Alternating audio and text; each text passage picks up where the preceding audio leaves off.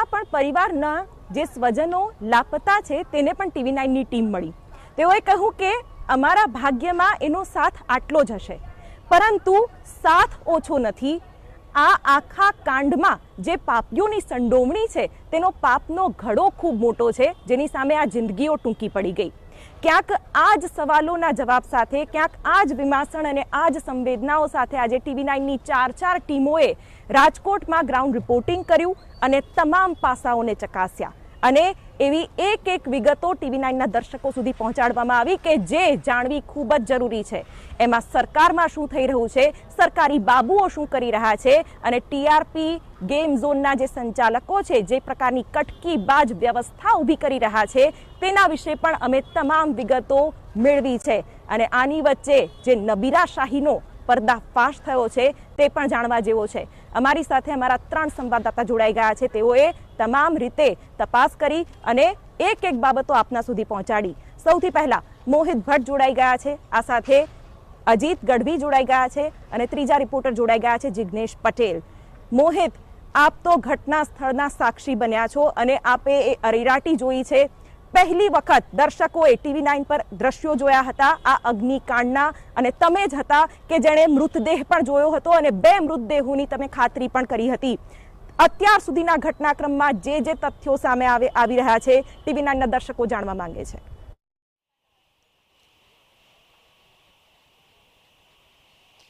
શિવાની, જ્યારે ગઈકાલે સાંજના 5 વાગ્યાથી 5:30 વાગ્યાનો આ બનાવ બન્યો હતો અને TV9 ની ટીમ છે તે સૌથી પહેલા આ ઘટના સ્થળે પહોંચી હતી અને ત્યારે જ આ ઘટનાની ગંભીરતા છે તે દ્રશ્યો પરથી અને TV9 ની સ્ક્રીન પર પણ એ દેખાડવાનો પ્રયાસ કર્યો હતો કે આ ઘટના કેટલી ગંભીર પ્રકારની છે.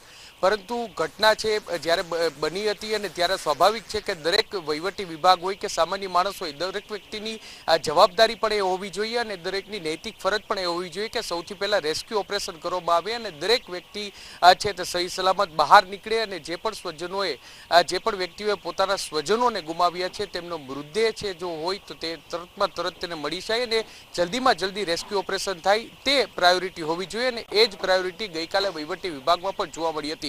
પરંતુ હવે સવાલ એ વાતનો થઈ રહ્યો છે કે આ ઘટના બની શા માટે?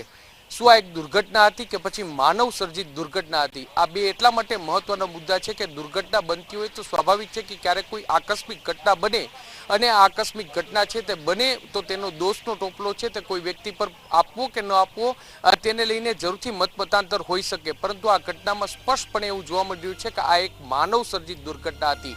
TV9 અત્યાર સુધીમાં જે અધિકારીઓ સાથે વાતચીત કરી છે, અહીંના સ્થાનિક લોકો સાથે વાતચીત કરી છે, તેમને સ્પષ્ટપણે એવું કહ્યું છે કે એક વ્યક્તિ છે, ગોંડલનો એક વ્યક્તિ છે, તેમના દ્વારા જે વેલ્ડિંગનું કામ કરવામાં આવતું હતું અને વેલ્ડિંગનું કામ છે તે કરતા સમયે એક તણખલો આવ્યો અને તણખલોના કારણે આ આગ છે તેને વિકરાળ સ્વરૂપ ધારણ કર્યું અને તેના કારણે જ 28 જિંદગી આ ગેમ ઝોનમાં હોમાઈ ગઈ. સૌથી ગંભીર પ્રકારની બાબત એ છે કે આ ઘટના બન્યા બાદ સ્વાભાવિક છે કે સરકાર હરકતમાં આવી અને તેમની SITની રચના કરી અને કહેવામાં આવી રહ્યું છે કે કોઈ પણ વ્યક્તિને છોડવામાં નહીં આવે, કસૂરવાર સામે કાર્યવાહી થશે. પરંતુ કસૂરવાર કોણ તે એક મોટો સવાલ છે. અહીંના સંચાલકો છે તે સ્વાભાવિક છે કે તેઓ કસૂરવાર છે અને તેમની પહેલી જવાબદારી છે, પણ બીજી જવાબદારી એટલી જ એ સરકારી બાબુઓની છે કે જેમની રહેમ નજર હેઠળ 4 વર્ષથી આ ગેમ ઝોન છે તે ધમધમી રહ્યું હતું. સૌથી મોટો સવાલ એ છે કે જ્યારે પોલીસે આ ગેમ ઝોનને મંજૂરી આપી, આ મંજૂરી એ શરતે આપવાની હોય છે કે દરેક વિભાગની NOC હોય અને ત્યારબાદ પોલીસ તેને મંજૂરી આપે. પરંતુ અહીં ફાયરની NOC છે તે લેવામાં આવી નથી.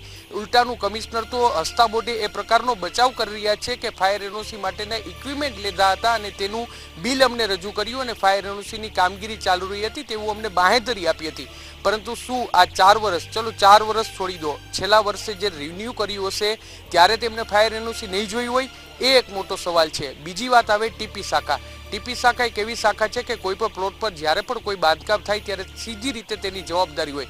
પરંતુ TP શાખા પોતાના હાથ ખંખેરી રહી છે કે આ બાંધકામ છે તે ટેમ્પરરી બાંધકામ હતું, પરમેનન્ટ બાંધકામ નહોતું. જો પરમેનન્ટ બાંધકામ હોય તો અમારી જવાબદારી આવે. શું 4 વર્ષથી આ ટેમ્પરરી બાંધકામ, 4 વર્ષનું ટેમ્પરરી બાંધકામ હોય? તે પણ એક મોટો સવાલ છે અને TP શાખા પણ પોતાની જવાબદારીમાંથી હાથ ખંખેરી રહ્યા છે. સૌથી ગંભીર બાબત તો એ છે કે આગનો આ બનાવ બન્યો છે ને ફાયર વિભાગના અધિકારી બહુ મુક્ત મને, શાંતિથી, શાલીનતાથી એવું કહી રહ્યા છે કે NOC માટેની કોઈ પ્રક્રિયા જ કરવામાં આવી નથી એટલે અમે NOC આપ્યું નથી. સવાલ એ વાતનો થઈ રહ્યો છે કે માર્ગ મકાન વિભાગ હોય, રાજકોટ મહાનગરપાલિકાનું ટીપી શાખા હોય, રાજકોટ મહાનગરપાલિકાનું ફાયર વિભાગ હોય કે પોલીસ વિભાગ હોય, દરેક વિભાગના અધિકારીની એટલી જ જવાબદારી છે, કારણ કે 28 જેટલી જિંદગી છે તે આ કાટમાળ નીચે હોમાઈ ગઈ છે ને હવે જે પણ જવાબદાર વ્યક્તિ હોય તેની સામે કાર્યવાહી થવી જોઈએ. અત્યારે દરેક અધિકારીઓ છે તે લાજવાને બદલે ગાજી રહ્યા છે ને પોતાની જવાબદારી પરથી ફેંકાફેંકી કરી રહ્યા હોય તેવું સ્પષ્ટપણે લાગી રહ્યું છે. જો કે સરકાર છે તે મક્કમ હોવાનો દાવો કર્યો છે, તેની આ મક્કમતા છે તે અધિકારીઓ પર કોઈ કાર્યવાહી કરશે કે કેમ તેના પરથી જરૂરથી જોઈ શકાશે કે પછી ભૂતકાળના જેટલા પણ બનાવો બન્યા તેમાં અધિકારીઓ પર કાર્યવાહી નથી થઈ. ગઈકાલે જ્યારે ગૃહ રાજ્ય મંત્રી હર્ષ સંઘવી છે તે આ જ સ્થળની મુલાકાતે એટલે કે ઘટના સ્થળની મુલાકાતે આવ્યા હતા ત્યારે તેમણે કહ્યું કે મોરબી દુર્ઘટનામાં અમે દરેક વ્યક્તિ પર કડક કાર્યવાહી કરી, પરંતુ ત્યાંના જે ચીફ ઓફિસર હતા તેમનું માત્ર નિવેદન લેવામાં આવ્યું હતું. ત્યારે આ અધિકારી જે અધિકારીઓની સીધી સંડોવણી છે તે અધિકારીઓ સામે કોઈ કાર્યવાહી થશે કે કેમ તે એક મોટો સવાલ છે અને તે જ જોવાનું રહેશે. જો આ વખતે પણ અધિકારીઓ પર કોઈ કાર્યવાહી નહીં થાય તો જરૂરથી આવી દુર્ઘટનાઓનું પુનરાવર્તન થશે, કારણ કે જે લોકો એ ગુનેગાર એ અહીંના સંચાલકો તો ગુનેગાર છે જ, પરંતુ આ સંચાલકોને પોષણ આપનાર અધિકારીઓ સવાલ થઈ રહ્યો છે કે સરકાર સામે તો ભ્રષ્ટ હોવાના આક્ષેપો લોકો કરી રહ્યા છે, પણ આ અધિકારીઓ જેની જવાબદારી છે, જેઓ એક ક્વોલિફાઈડ લોકો છે કે જેને સરકારની પેરેલલ મૂકવામાં આવતા હોય છે, સરકારને મદદનીશ તરીકે મૂકવામાં આવતા હોય છે અને એ લોકોની જવાબદારી બને છે કે તમામ જે પ્રક્રિયા છે તે કાયદાકીય રીતે હોય, નિયમોને અનુસંધાને હોય. મોહિત, ત્યાં સુધીની વાત સામે આવી છે કે અહીં જે સંચાલકની જે કેબિન હતી કે જે રૂમ હતો ત્યાંથી બિયરની બોટલો પણ બરામદ થઈ છે. કેટલી દુર્ભાગ્યપૂર્ણ આ બાબતો કહી શકાય, કારણ કે જે એક પછી એક ખુલાસા થઈ રહ્યા છે, જે ઘટનાક્રમના તમે સાક્ષી બન્યા છો, આખું ગુજરાત સાક્ષી બન્યું છે, તે ખૂબ જ નિંદનીય છે.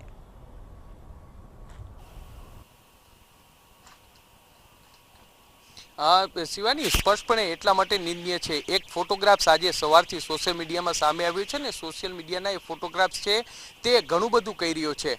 રાજકોટ શહેરના જે મુખ્ય અધિકારીઓ કહી શકાય તે તત્કાલીન આઈએએસ અને આઈપીએસ અધિકારીઓ છે તે અહીં આજ જે ગેમ ઝોન છે તે ગેમ ઝોનમાં આવે છે અને અહીંના ગેમ ઝોનનો માલિક છે તેમને ગુલદસ્તો આપી અને તેમનું સ્વાગત કરે છે ને એ લોકો તમામ પ્રકારની અહીં જે એક્ટિવિટી છે તેમાં ભાગ લે છે. શું ત્યારે તેને ખબર નહીં હોય કે આટલો માચડો છે તે અહીં ઊભો થઈ ગયો છે? ટીપી શાખા છે તે એવું કહી રહી છે કે પરમેનન્ટ આ બાંધકામ નથી. શું 2 માળનું 3 માળનું આવું ફાઈબરનું બાંધકામ છે એ પરમેનન્ટ બાંધકામ ન કહેવાય? આવા અનેક સવાલો છે તે ઊભા થઈ રહ્યા છે. તમારે રાજકોટ મહાનગરપાલિકાનું ટીપી શાખા તો એટલું એલર્ટ છે કે જો કોઈ ઓટલો બનાવે પોતાની જગ્યાએ, કારણ કે છેલ્લા 2 દિવસથી રાજકોટ મહાનગરપાલિકા આ ઘટના પહેલા શહેરના જેટલા પણ ગેરકાયદેસર બાંધકામો છે ઓટલા હોય, જે વેપારીઓ છે તેને પોતાની દુકાનની બહાર કોઈ માલ સામાન રાખ્યો હોય તો તેને દૂર કરવા માટેની કામગીરી અને એક મેગા ઝુંબેશના રૂપે કામગીરી કરી હતી.